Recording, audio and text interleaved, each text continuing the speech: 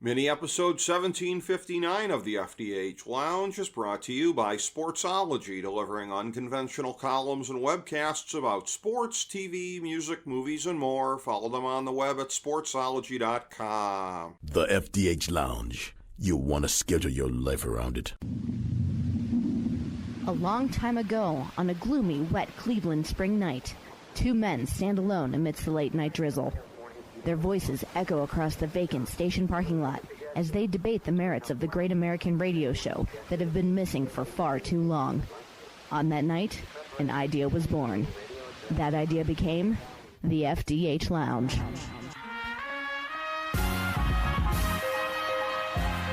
Welcome to the FDH Lounge. Hello, everyone. Welcome to FDH Lounge mini episode 1759. This is FDH Managing Partner Rick Morris coming at you today. And something that has become a little bit of a tradition the last couple of years in the FDH Lounge is with the Dignitary that we have on with us today, getting together after week one of the NFL season and just kind of breaking things down, seeing how things might look a little bit different than what we envisioned coming into the season. And so specifically, what that means is bringing in FDH Lounge dignitary Derek Allen. And again, we are, and this is something where we are dropping the kayfabe here as he is able to use the government name, as was not necessarily the case previously, but got to know him as the man behind the man of the great operation here with great friend of the show, Maya Master.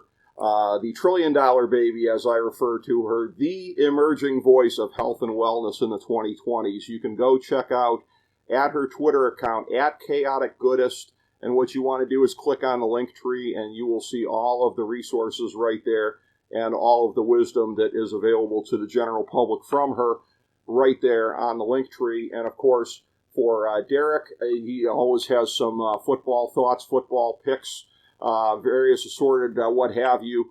The Twitter account at dude_cav on there. And as I habitually joke about anytime we talk about this, not the same Cavs that I am a huge fan of, the wine and gold, but a more vaunted Cav, as it were, here in service of the US of A. But great always to have Derek on the show here and be able to break things down at this point in the season. And, of course, we've gotten together with him on other occasions, sometimes just me, sometimes with other members of our FDH football multiverse. But as is tradition, it's me and him breaking it down after NFL Week 1. So, Derek, welcome back to the show, my man. How you doing? I'm doing fantastic. Always love the plugs. And I do think it's funny, and I appreciate that you still call it Twitter, because there's some crazies out there that have gone to call it X, and I refuse. I don't care. They can put me in jail. I will always call it Twitter. Yeah, I'm not doing that. I'm not changing. I mean, that's where I'm just stubborn. I don't really care. I don't. There are people that might not want to, they might want to call it this or call it that because of their thoughts on the very weird guy that runs it. I don't really have a dog in that fight, but him changing it to X is a bridge too far for me. So what gets me is like the people that like say it like formerly known as Twitter. Like, we know what you're talking about, you know. It's I don't know if you need to say formerly known as Twitter. Pick a lane, you know. Yeah, it's not Prince. Yeah, like, either call it X or call it Twitter, but, you know, we don't need people to infantilize us and tell us what it used to be. We know that. And, speaking of infantilizing, you know, as we talked about off air here, for all of the Browns fans who are not on the anti-Deshaun bandwagon with me in 2022, you know, as I said to you off air, I really didn't expect to necessarily spend much time talking about this team, much less have it be at the top. But this Deshaun Watson thing is just mushrooming almost by the hour, you know, here as we are going going live to tape here midweek. And the latest with this now, the Leroy Bickerstaff, evidently the Twitter burner account and all the things that are being said there, throwing teammates and coaches under the bus, which... there's the character of the man right there in something like that being the case. And I just have to say, and I used the term multiverse in another context a second ago, but it's almost enough to make me wish, Derek, that we lived in a multiverse, because it's looking like he's not going to play out the last 50 games in a Browns uniform one way or another. For everybody that embraced this decision, and this includes good friends of mine, and this includes fellow FDH Lounge dignitaries, I want them to have to live in a world where he plays the last 50 games and where they have to own this. I don't deserve it, but anybody that was in favor of this should have to deserve it. But one way or another, it looks like it may not play out that way, and the unraveling certainly took on another advanced stage in the opener against Dallas. No, absolutely. I mean, it really is sad, and I genuinely feel for Cleveland fans. I actually recently went to Ohio for the first time, maybe a few weeks ago. Okay. And I feel for the people of Ohio, obviously the ones that are Cleveland fans and don't go Cincinnati, because the Cleveland Browns are a great team, and they just made probably the worst mistake I think I've ever seen an organization make. And it gets even worse when you have to watch every weekend Baker Mayfield, who should have been your franchise quarterback, absolutely lighting it up in Tampa Bay. They actually look better this year than they did last year, and I wouldn't be surprised. I think they'll absolutely make another playoff run, and they could go even deeper in it than they did last year. But I mean, I'm sure we'll get to them. But having to watch the quarterback you drafted go and do that every day again, or every week on another team in another conference, in arguably the better conference, is just sad. And Cleveland fans don't deserve what's happened to them with this insane Deshaun saga. Yeah, well, some of us don't, some of us do. I'm in the don't deserve category. But I will tell you this, interestingly enough, I mean, you talk about Baker Mayfield getting away. I, as an original, along with FDH Lounge, fellow original dignitary Chris Galloway, we are day one Sam Darnold truthers. We believed he should have been the guy with the number one pick in 2018 after watching him at USC. So imagine the twinkle in my heart watching what he did with Minnesota in the first game. Yeah, I know it's just the Giants, but hey, maybe I was actually onto something back in the day, Derek. No, I don't disagree at all. And I was the idiot that actually bet on the Giants for that game. It ruined a beautiful parlay I had because I really thought Darnold was going to walk out and in a Minnesota team that really didn't improve that much. They obviously lost their quarterback. I really went in thinking, okay, this is going to be a stinker. But he played great. And yeah, we can do it was just the Giants, but I watched a good chunk of that game, obviously, because I had money riding on it, and he was making good throws. He had a good touch. He was making good decisions. So as much as I, like many others, clowned at Darnold when he was on the Jets and thought he was an awful quarterback like everyone else, he looks pretty good. And I wonder if Zach Wilson will have his moment come too. Yeah, that's what because he's backing up. What is it? Bo Nix, I believe. 49ers? He's with Bo Nix, I Denver. believe. Yeah, he is in Denver. That's right. It is funny about how they never end up bringing up the Denver Broncos on Megan Payton's show on FanDuel TV. They never want to put her on the spot to comment about that particular dumpster fire of a franchise, but I will say, in terms of Darnold, I thought he might have been irretrievable after, as I've always said, what the Jets did to him and what the Panthers did to him. Guys reach a point of no return, so I can't say that I wasn't surprised by what he did in that game. I was surprised, and I say good for him if he can keep it up, because, again, that's the guy that I saw low those years ago when he was coming out in the NFL draft. And to steer back to the AFC for a second here, a point of commonality, weirdly enough, between the Browns and the Bengals week one. But as I say that, I'm struck by what you said about being in Ohio for the first time a couple of weeks ago here. So knowing what I've heard previously from the corner of the state where Maya's family is at, you weren't anywhere near the part of the state, I think you might have been, where they might be eating cats and dogs. Were you, Derek? Springfield? No, I saw no one eating cats or dogs. Okay. All right, I figured I could pop you with that reference, but all right. Well, between very topical, I like it. Yes, thank you. As topical as you could get. Thank you. And one might also say that Kevin Stefanski, perhaps at the moment, feels that maybe he has a concept of a plan of what he might do for the Jacksonville week do. And I could do this all day long. But did you write these? These are great. Thank you. Thank you. Yes, I'm always a fan of going uber topical on these things here. But what they have in common, and again, and there's a lot of bitter Browns fans who are like, how come nobody's getting on Joe Burrow for his week 1 performance? Because he doesn't suck like Watson does now, and he's been to a Super Bowl.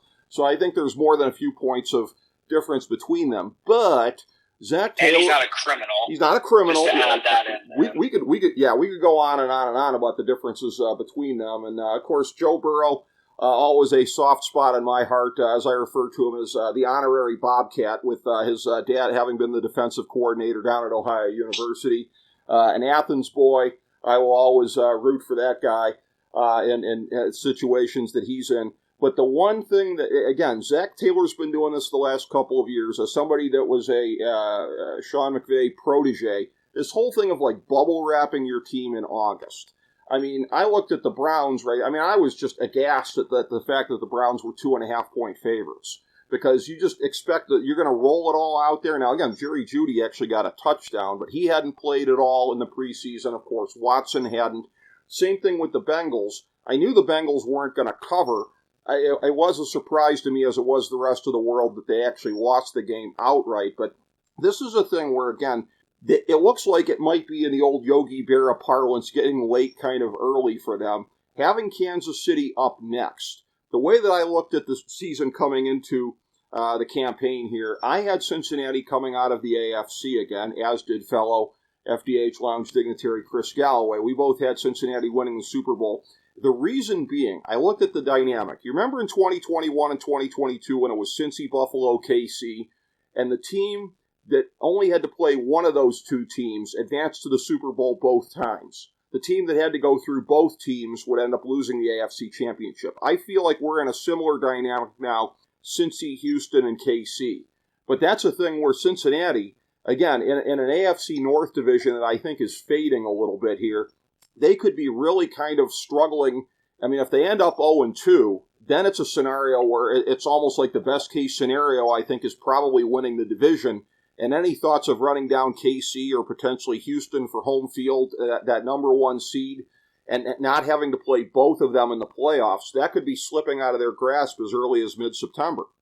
Yeah, and I'm a little surprised you didn't mention Baltimore at all there, because I mean, I really have. I think they're going down a bit. I think they're headed down. Really? Yeah.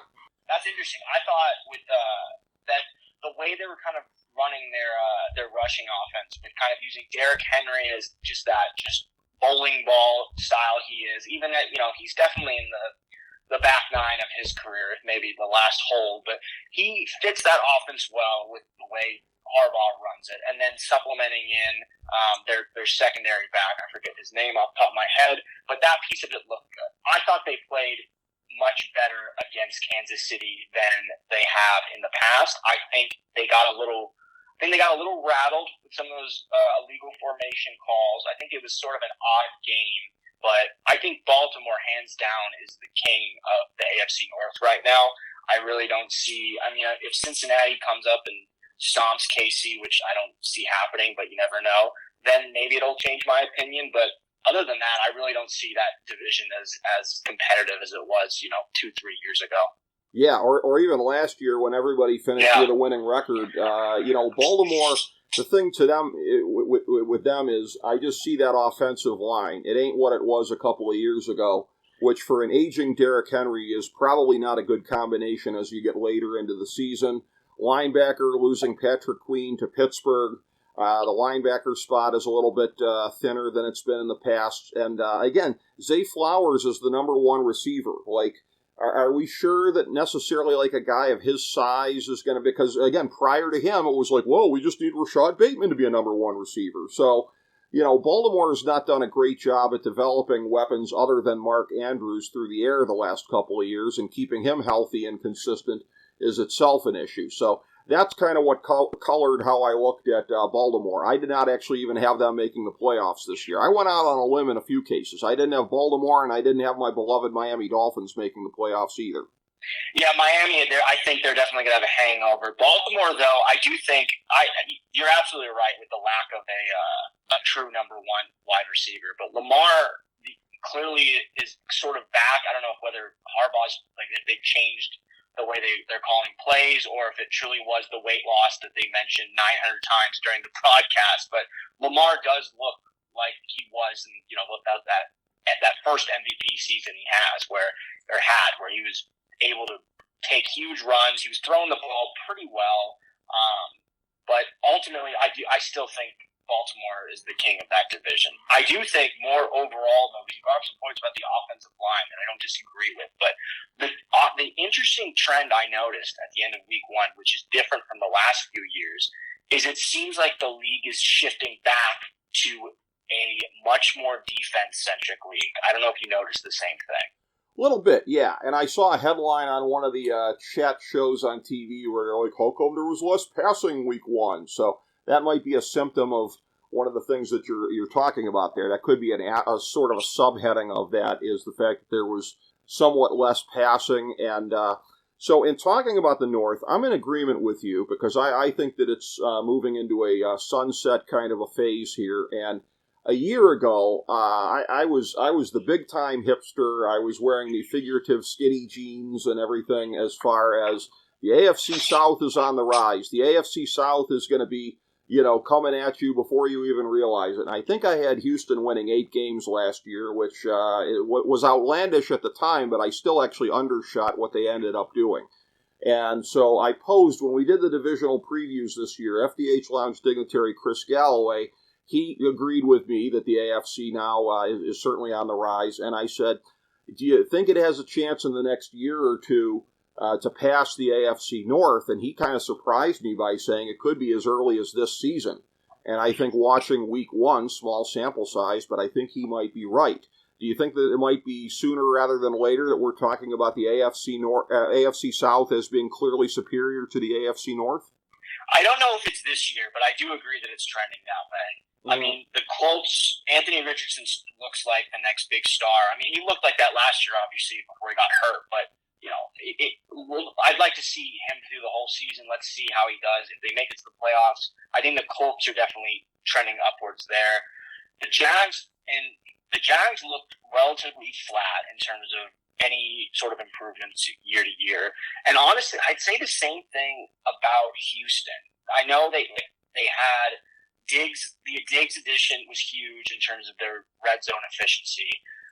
But I don't know. I think Houston didn't make the jump that I really thought they would. And I did have them as my very early futures pick to win the Super Bowl, just because it felt good last year, at the end of last year, and I thought they'd make a bigger jump. But, I mean, it's obviously just week one, but I didn't see the jump in them that I expected. Well, I think what could end up playing out very well for you with that futures pick is, again, one of the key things that I look at. I mean, they've done the best 2-year job in the NFL of filling holes on the roster. Everybody looks at the obvious of C.J. Stroud and everything, but just where they were 2 years ago, as far as just all the craters that they had on that roster and the way they've methodically been filling those holes, that is really something that is going to put them, I think, in very good stead.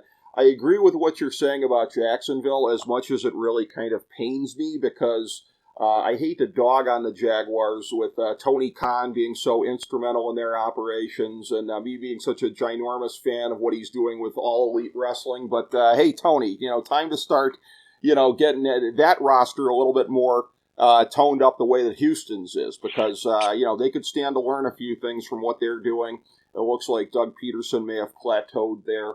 Potentially Trevor Lawrence as well. We'll have to see how that goes. But yeah, Jacksonville is very much a team that's on the spot this year, because they cannot afford another year of standing still, or God forbid, in their case, regressing. But in looking at the AFC East, so it sounds like you might be a little bit kind of with me on this one here too. I believe that the sun has basically set on Buffalo's window, at least for now. If they go through some retooling on the fly in another year or two, they might be a legitimate Super Bowl contender again. But I still pick them to win the division, because, again, very underwhelmed with what my Dolphins did in the offseason, particularly defensively. I understand they couldn't necessarily pony up for Wilkins to keep him there, but you talk about a team with holes, particularly defensively, still got some on the offensive line. I'm looking at this, and again, I've got them behind Buffalo, even though I don't really believe in Buffalo anymore as a Super Bowl contender, which I know that those two takes might not necessarily seem to be in alignment with what too many other people are thinking, but based on what you said about Miami, I would get the sense you kind of agree with me. Yeah, I think that division is largely, I think it's going to be a bloodbath. I think it's going to be, in a way, similar to how the AFC North was, but rather than every team being really, really good, I think every team is sort of around the same in terms of, how good they are. I think the Patriots are going to shock people, not because it's some great roster or anything like that. I just think it's a brand new coach. It's basically a brand new team, and I think teams are going to struggle in scheming against them. They've been used to how, the Bill Belichick era, and I think they made a very quick pivot out of that. The Dolphins, I still think that running game is probably the best in the NFL with Mostert and A-Chain. I don't think you'll beat that. And you obviously still have Tyreek Hill and Waddle. I think Tyreek Hill's performance was a little metered with everything that went on before the game. But Miami still looks pretty decent. But overall, that division, I think it's largely up for grabs. I wouldn't be surprised if any one of those teams ended up winning. I know that's crazy to say when you look at New England and the struggles they've had, but I just think they're gonna throw people off. I think the Jets are another one that really the note I had about the Jets was, I don't know if they're just okay or if San Francisco is just that good. It's probably more the latter, but the New York might just be okay, and I think that's fine. I think each of those teams kind of showed some good things, showed some bad things, and I would struggle to pick the winner of that division. Yeah, and I think also, too, the degree to which San Francisco really kind of, after they got started there, the way that they really turned it into gear without Christian McCaffrey, that's got to be a thing. If you're a Jets fan, you got to be sitting there going, well, that wasn't supposed to happen, because the Niners are clearly one of the best teams in the league, but to get run over like that, the way that they did in all facets of the game, and that's the thing where, too, it's interesting in light of what you said there, because that's the thing where a lot of people thought, and myself included, this has gotten to be a pretty good roster as far as filling out the different areas. The question mark is going to be Aaron Rodgers, in addition to being completely out of his mind at this point of his life. But what's he like physically at this point in time? That being a question mark. He didn't do anything to dispel the question marks on Monday night against San Francisco. So that's a thing where, if he can somehow get it back, and again, he's not lacking for weapons there. Garrett Wilson is a guy that can make anybody look good, for example. So that's what's really interesting with the Jets, that they laid an egg to the degree that they did, because I think if you're just going to say, well, it was all San Francisco, I would disagree with that. Yeah, I don't know. I mean, I do think a lot of it was San Francisco. I mean, when you have a team that can replace the best running back in the NFL, Hall of Fame player in Christian McCaffrey, with someone I hadn't heard of, and he plays arguably at the same level as McCaffrey, they're just at another level in terms of the depth on that roster. You have the best tackle in the league. When healthy, you have the best running back in the league. You have a quarterback that does what he needs to do, doesn't make many mistakes. You have one of the best linebackers in the league. I mean, when you look at what that roster, I mean, it's one of the reasons I refuse to ever really give Purdy his flowers, because I think if you put anyone on that, I think if you put Bryce Young on that team, it would be the exact same. It's just, they're just that well run of an organization. Shanahan is arguably the best coach of all time, except he just can't win a Super Bowl. But other than that, if you looked at other than that, he's one of the best coaches with the way he runs these teams. So I'm holding off on my dismissal of the Jets until I see a couple more games. I think Aaron Rodgers looked largely the way he has in the past. He didn't regress, kind of like I maybe thought he would after the injury. He was making good passes to Lazard. He was making good passes to Wilson.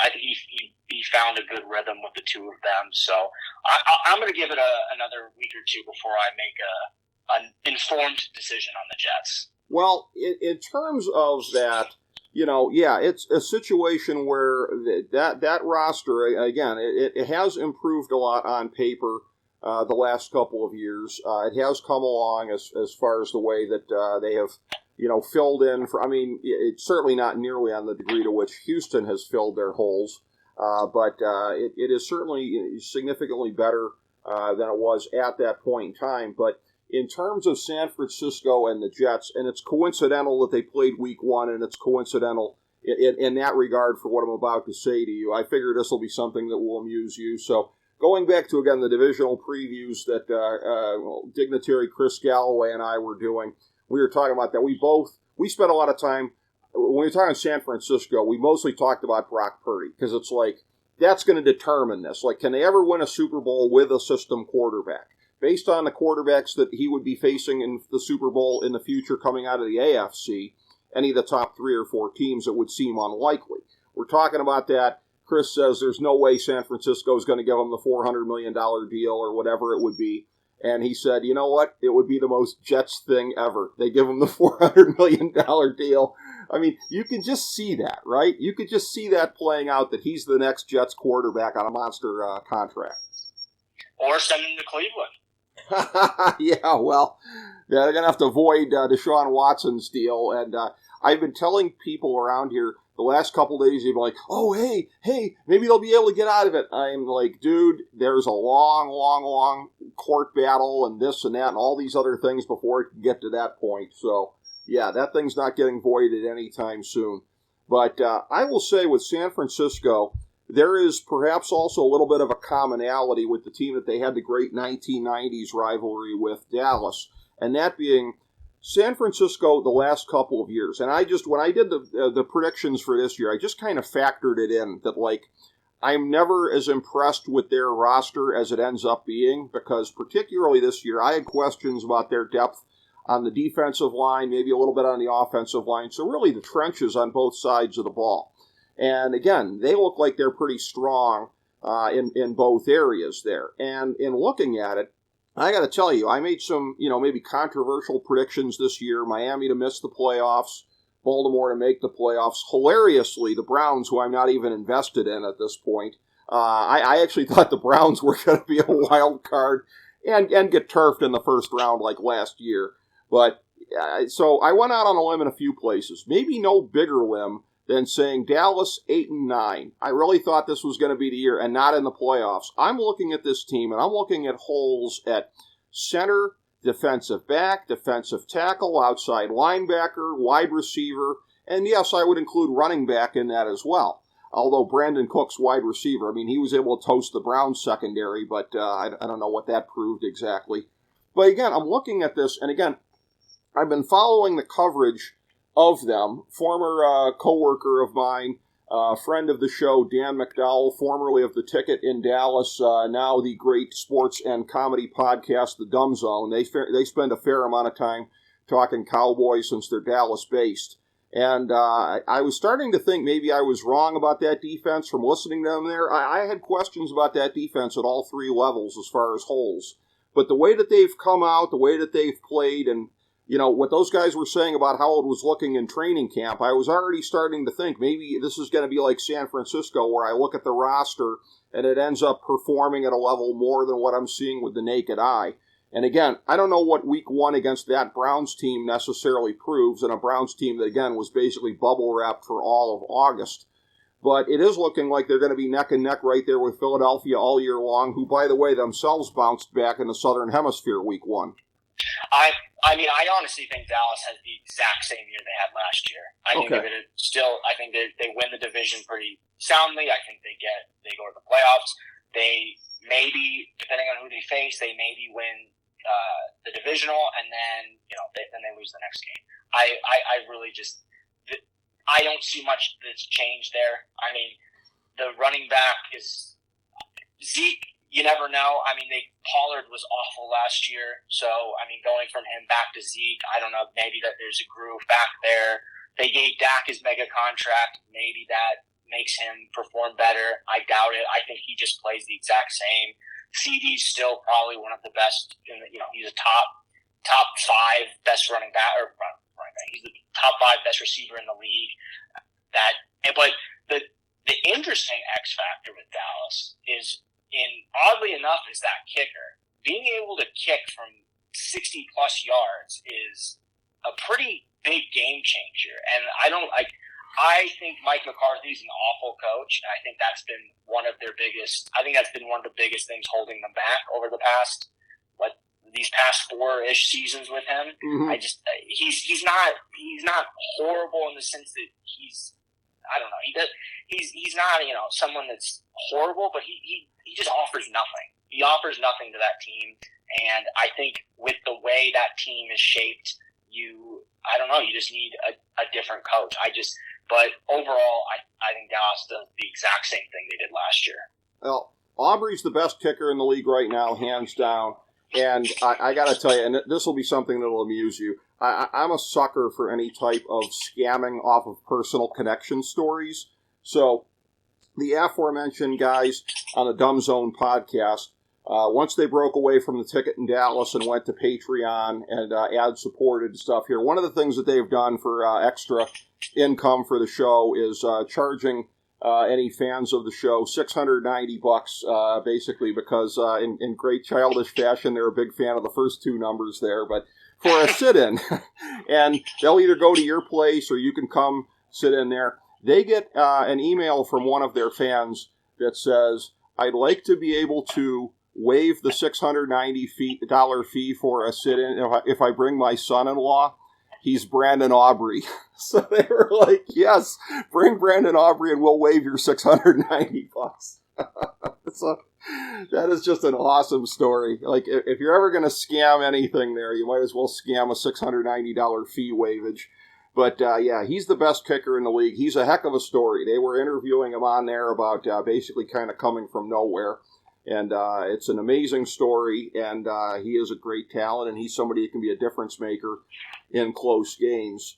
And we talked about this a bit before in looking at the North Division here. A little bit of surprises week 1 in terms of the 2 teams furthest up on the plains in this division here, Green Bay and Minnesota. Again, nobody expected to be in a situation where quarterback would be a question mark for the Packers, although, as I was saying to a friend of mine a couple of days ago, as a dated reference, I suppose, but the days of just being able to put in a Mark Brunell from the bench are long since past. So Jordan Love being down, that scrambles their situation. Sam Darnold outperforming what a lot of people thought that they would do, again, albeit against the Giants. A tough week 1 for Caleb Williams, but they end up winning anyways. So this is a division that, again, and my guy, me as a day one truther of Jared Goff, and me always believing in Jared Goff, that's a guy where, again, in 2016, I was saying with the Browns, turn your head and cough for Goff. That's all they had to do. Stay at number 1, take Goff.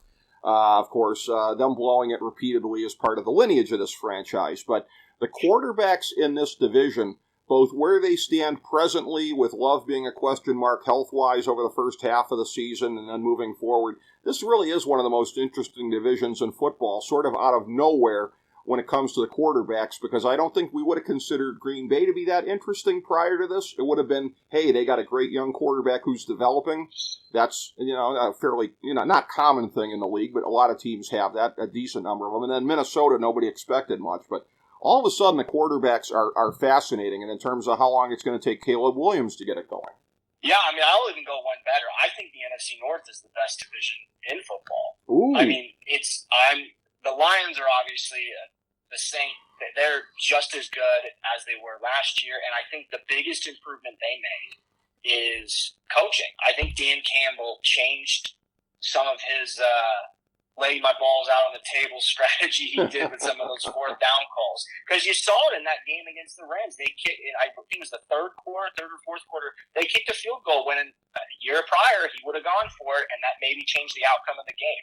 So if he can kind of keep doing that, I think that might be the improvement they needed. Because I think as much as I'm a fan, as much as I love Dan Campbell and I'm a fan of his as fan of some of those, as Bruce Arians would say, no risk it, no biscuit decisions. I think it cost them in a few games last year. So if he's kind of tuned that back a little bit, that could be a big factor for them.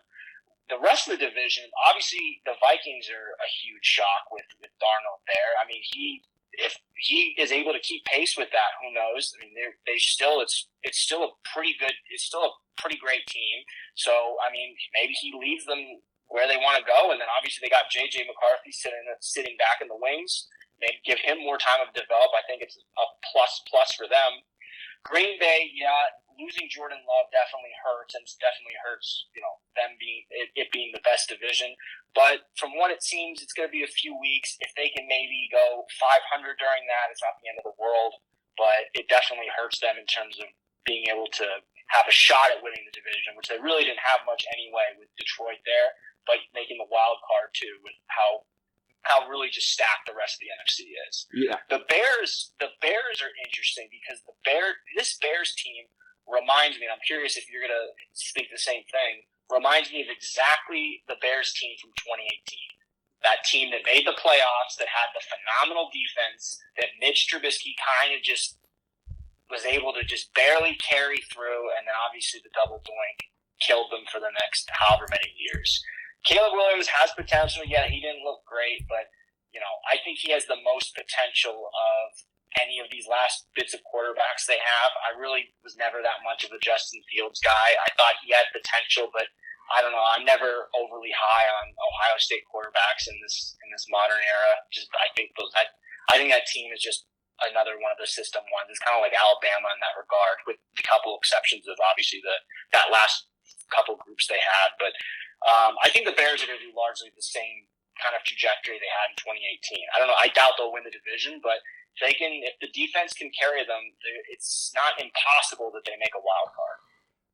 That's a very interesting comparison you make, and it's not one that I would have thought to make as far as they go.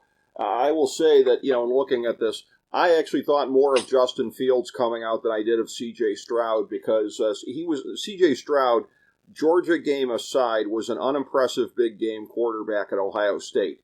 And again, I think it's an indictment on what the play calling was at Ohio State that he looks so much better now. Fields, I guess you could say I'm sort of in that whole kind of thing of being a Jared Goff truther. I'm still a Justin Fields truther, and I don't know that he's going to be a star, but I certainly think he's miles better than anything that Pittsburgh has had, probably in the better part of a decade. So as a Steeler hater, I'm so happy that they were dumb enough not to pick up the fifth-year option on him. So maybe he has a good year and walks. It would be nice to see them have to taste something like that for a change.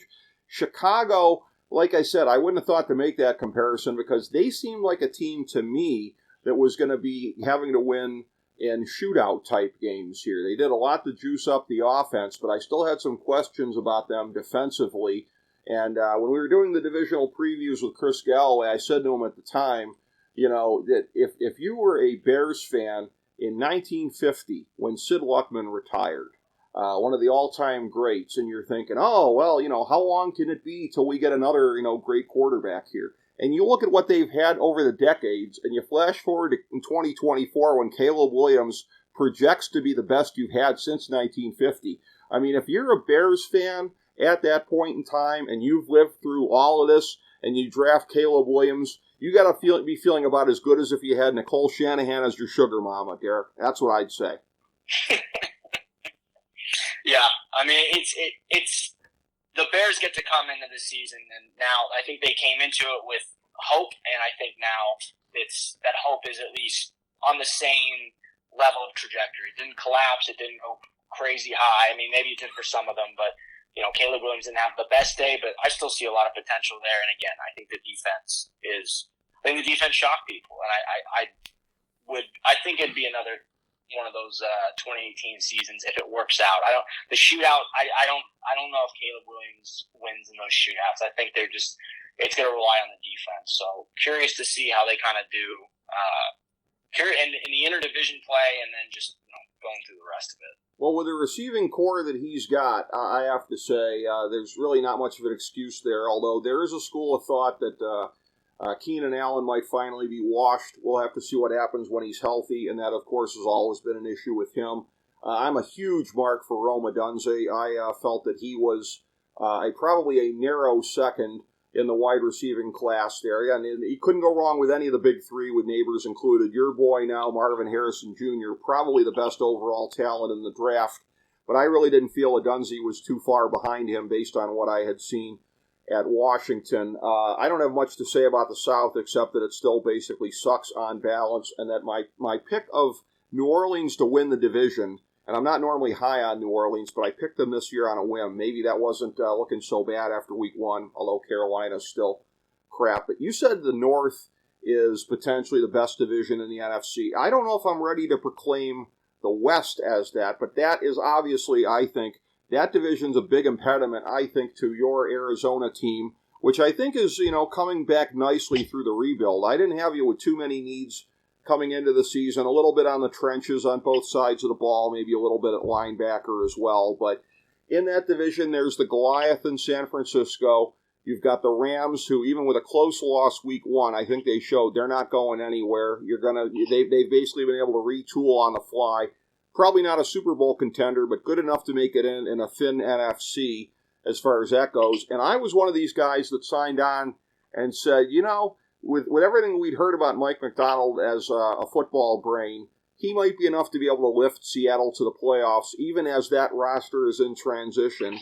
And after a slow start against Denver, we did see that eventually there. So I actually had the NFC West as having 3 playoff teams, which is, I know, probably more than most people would have said, Derek. Yeah, I know. I mean, I think the NFC West is largely flat, other than obviously San Francisco. I think there's maybe some bias here, but I wasn't overly impressed with Seattle or LA. I think they were, and I think the Cardinals have. I think I'm trying to not be too biased, but they looked a million times better than they have last year or the year before. Obviously, we have Kyler from the start. I think some people are being crazy about Marvin Harrison not getting any touches. It was like 40-mile-per-hour winds in Buffalo. Like, let's relax. The game plan was clearly run the ball down Buffalo's throats, and it was largely working. They kind of just fell apart against Buffalo. They made some bad decisions. Our defense is a train wreck.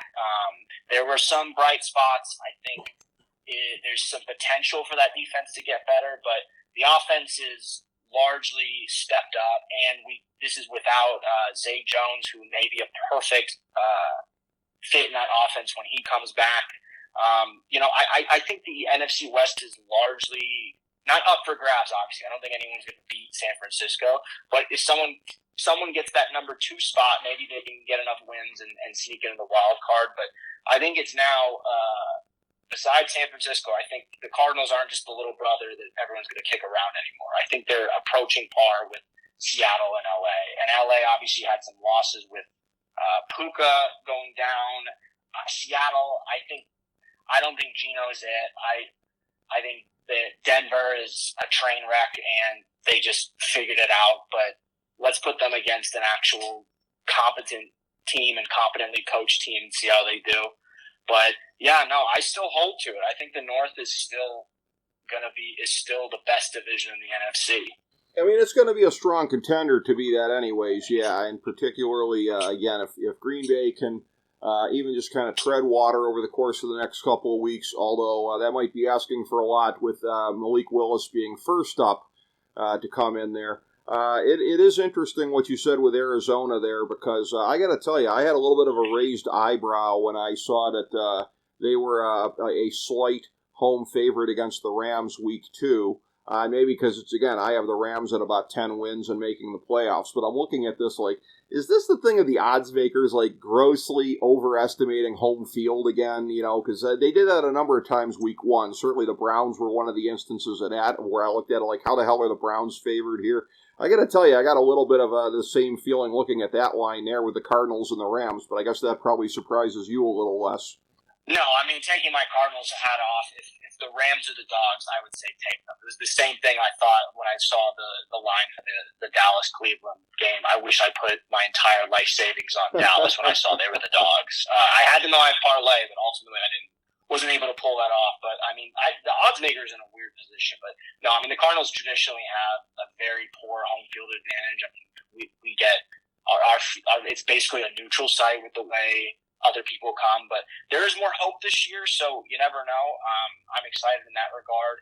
But I mean, that division, everyone largely kind of plays each other pretty well. So us being the favorites isn't crazy, but I don't know. I'm curious how this team will play against LA. I think I want to see them, play a little more airmail. They were obviously focusing very much on the ground game in Buffalo, which worked for almost the whole entire first half. So it would definitely not shock me. It's not a foregone conclusion like it's been in the past that they would, win or lose against the Rams. So I wouldn't be shocked, and I'd be obviously very happy if they beat LA. But if I take my Cardinals hat off and if you get a line that has Rams as the dogs, I would say take it. But before we jump off the West, I know we kind of just grazed through the South. I do have a couple of thoughts there. Okay. So obviously Tampa is my sleeper. I kind of almost want to put a future on them. Obviously I don't know if they'd be able to beat some of the juggernauts, but they look just as good, and they might even look better than they looked last year. So they obviously are going to win that division outright. The Saints I need to see another week of them, because obviously Carolina just needs to be launched into the sun with how bad that organization is on every level between players, management, coaching, the owners off. It's a train wreck. We just get rid of them. Send them to another city. I don't know. So I don't know if I can judge. Obviously, I can't judge the Saints on their performance, but I mean, putting up 47 points in the NFL is no easy feat, regardless of who you're playing. Right. So the Saints might be very good. I wouldn't be surprised if they have a breakout year. The Falcons, though, are interesting. I don't think if the line keeps playing like they did that game, Kirk Cousins won't last 3 more games. So they have a lot of work to do. I was actually kind of up on them. I thought Kirk might have been what they needed to make that step, but if he's getting launched into the ground every other play, then he's just not going to last. Yeah, I was more dubious of Atlanta. I'm not really impressed with some of the roster building things they've done in recent years here. I still think they have a long ways to go defensively, and it's a situation there. Carolina too. It's very interesting that San Francisco evades a lot of the kind of scrutiny I'm about to mention because of Brock Purdy, but in the early 2020s. This is the golden era of worst trade of all time candidates here, between what San Francisco laid out to get Trey Lance, which, I'm sorry, that's still a horrific deal for them, even if Purdy stepped up, because look at all the draft capital they cost themselves there. Look at the ways that, again, and with narrow Super Bowl losses to Kansas City nonetheless here. So, you think anybody they traded away could have made possibly an extra impact last February? You'd have to think so. Carolina, enough said, but the Carolina one, while it's probably worse than San Francisco, still infinitely better than what the Browns did for Watson, because, again, Carolina, if they suck, they're just going to, do what they did next year. It'll be like when they got Cam Newton, when they already had Jimmy Clausen, where they'd put, draft capital into him. It hurts to have to do that, but so what? If you're the Browns, you can't get out from underneath the Watson deal because of the financial thing here. You're left praying for a court conviction, as so many people are on the North Coast these days, to weasel out from that contract.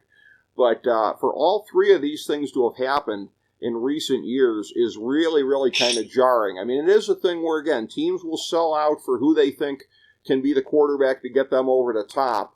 But we went a long time in the league without seeing even one deal as bad as these 3, and they all happened more or less on top of each other. I don't know. I mean, very harsh to throw San Francisco in that mix, because, the Trey Lance thing was nuts, but it clearly hasn't affected them. And 3 number ones, though. They three number ones. I know it wasn't the best deal, but you know what? They didn't need 3 more number ones when you already have the best tackle, the best running back, the best linebacker. They didn't need any more number ones. So I'm not, you won't see me crying that San Francisco made a poor deal. And they've been to the Super Bowl. They've had great seasons. So I mean, they kind of did the LA thing. LA gave up all of their picks for Stafford and others, and they won a Super Bowl, and they're competitive every year since. So there's some merit sometimes to the give away all your draft picks so you can win now, but there's got to be a careful calculation. What are we getting to win now? Yeah, and that's, again, San Francisco, like I said, they've largely skated, they've largely evaded sort of being in that same conversation. Even though what they gave up was objectively pretty shite for a guy that they just ended up cutting and just ended up getting nothing out of it, and getting a guy where in the end, the looming question remains, is he going to be worth the kind of money that he is going to command based on what his stats and his win-loss record is going to show, when he is not, in fact, a quarterback who is ever likely to be the better of the 2 quarterbacks in a Super Bowl, when you look at the AFC top contenders there. So that remains, of course, to be he may not ask for a max deal, though. Obviously this is just kind of random opinion, but I could see him taking a light deal so he could hang out and keep them doing what they're doing. Honestly, that would be the smart thing, is basically to do the Tom Brady thing of F the player union, I'm going to do what I want to do. And, again, it's all monopoly money to these guys anyways at some point. So, it's not like anybody's going to cry for him if it ends up being $20 million as opposed to whatever it is he thinks he can command on the free market. And, again, as much as it was funny to laugh about the Jets previously here, too, the question is whether or not somebody's going to actually look at him as being that missing piece of the puzzle. I mentioned the Jets just because, again, they've had a history of doing that and being bedazzled by what they consider to be a name guy, and it is kind of amusing to think that somebody who was drafted as Mr. Irrelevant has, in even a relative sense, graduated to becoming a name guy. But, when you've been to a Super Bowl and come that close to winning it, I guess that is what would be the case.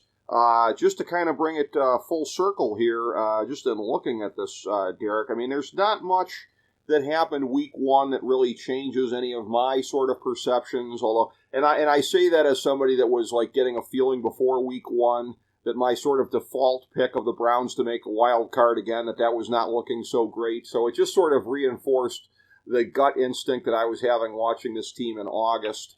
Again, maybe the closest I could come on any of this kind of stuff is Cincinnati. If they basically don't start waking up here and playing to their level of capability, they're a team I picked to win the Super Bowl. So if I was to be starting to waver on any of my thoughts there, it might perhaps be them, because they've run out of time already to be able to get their act together. Anything that really kind of changed your opinion one way or another based on what you saw week 1? Other than what we talked about, I mean, not particularly. When you look at week 2, the schedule makers just cooked with that, because when you look at week 2, it looks like most of our questions are going to be answered with some of these matchups. I mean, it's the who's actually good game with Chicago and New Orleans, obviously KC and Cincinnati. I mean, and we can hopefully learn more. Is Cincinnati actually terrible, or was it just a rough game? But I mean, the biggest things, and if I'm bouncing my thoughts after week 1 off of your FDH Lounge power rankings, I mean, the biggest things I would kind of do is I think Philadelphia drops tier 2. I think Buffalo drops to tier 2. I think Miami drops to tier 2. And I move Baltimore and Tampa Bay into that top tier. Tampa obviously being the bottom of that top tier, but I have a lot of faith in Baker, and I think Baltimore, I think they looked pretty. They had a good showing against Kansas City, better than I thought they would. I think they traditionally play pretty poor against Kansas City in the regular season, but they looked better than I thought they were coming into that game. I kind of thought Kansas City would stop them a little harder. So, okay. But I mean, other than that, it's largely you got the juggernauts in Kansas City, San Francisco, and again, I throw Baltimore in that range. Detroit is basically a juggernaut at this point. Houston looks as good as they did last year. I think Philadelphia is done. Dallas looks the same, and I think they win that division easily. And then Buffalo's going to have a hard time, I think. Harder time than they have in the past winning that division. Well, Tampa Bay being on the top tier, that's a real clip and save right there as far as a prediction goes. But, again, I'm a Baker guy. Always have. Okay. Well, were you still a Baker guy in 2021 when he was the idiot who just refused to go to the bench and kept the team that would have, if they'd had Case Keenum in there, would have been in the playoffs, but the team missed the playoffs because of him? Now, Kevin that's coaching. Well, yeah. Stefanski, Haslam, whatever, they didn't have the balls to tell him to go get on the bench. Yeah, they don't escape culpability as well. But, that's a real clip and save there because, like I said, I had New Orleans coming out of the division, even though I wasn't necessarily super impressed with them. But it was just on you got to pick somebody to win the division kind of a thing. And the whole notion that every year there's going to be some teams that don't repeat from the previous year. So to me, Tampa Bay was some of the lower hanging fruit as far as, well, who won it last year that might not win it again this year. But that's the joy of this. We get to see this all play out. And I look forward to catching up with you sometime during the season here, Derek, and we'll see where our thoughts and our predictions are at that point in time. But glad to be able to keep the Week 1 tradition going with you as always here. This is always a great show, getting an early season look at things. So thanks so much for being a part of this, Derek. Hey, thank you. Can't wait to come back. Excellent. Looking forward to it myself. Thank you very much, Derek Allen, and thank you. We appreciate everybody checking out FDH Lounge Mini Episode 1759.